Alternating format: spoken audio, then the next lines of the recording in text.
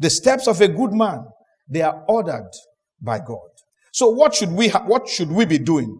Those of us who are believers, those of us who claim to be good people as far as the gospel is concerned. We ought to submit to the will of God. We ought to seek to know the will of God and to submit to it. But it's not every time that God will tell us his mind. So what does God do? He just gives us instructions. So what should you do? Obey every instruction. Every instruction that you and I obey is leading us to accomplishing the will of God. Do you understand? So you can accomplish the will of God by just following his instructions. You don't have to understand where it is going to end. You don't need to know anything. Just do the one that God has asked you to do. In Psalm 32, I'm going to read verse 8 and verse 9. Psalm 32, verse 8 and 9. It says, I will instruct you and teach you in the way you should go. I will instruct you and I will teach you in the way you should go. The problem we are having is because there's still rebellion in the hearts of many people who say they are born again, there is that quarrel, that fight. Sometimes God will say we should go to a village. We are fighting. We don't want to go because we prefer to stay in the city. So that is where the quarrel is. He said, I will instruct you and I will teach you in the way you should go. I will guide you with my eye.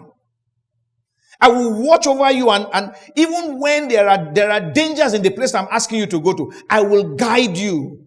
I will guard you. I will guide you. I will lead you. I will direct you. I will use my eyelids to be directing you. What does that mean? It means we must be focused on God to see how he's moving his eyes so that we can go in the direction he said. And then in verse 9 it says, do not be like the horse or like the mule, which have no understanding, which must be harnessed with bit and bridle, else they would not come near you. He said, don't be like the horse, don't be like the mule, that they have to tie with bits and be dragging to where they want to go. God wants to lead us as you lead a mature person. A mature person, you don't have to force him. Do you understand? Into a way. You will lead him. You will tell him, go here, he will go. And that's what the Bible is saying. This is what God is saying. Fine. Peter and John had a plan, but God had his design. And we know that God's design won. But God is saying, I want a situation where you people don't even plan anything. Come to me and ask me, Lord, what do you want me to do? And then I will lead you. I will teach you in the way you should go. I will guide you with my eye. You will be looking at me and I'll be showing you how to turn, how to stare, what to say, what not to say, and things like that. And I will move you to the place where you ought to be, to bring me greater glory. Don't be like the horse. Don't be like the mule.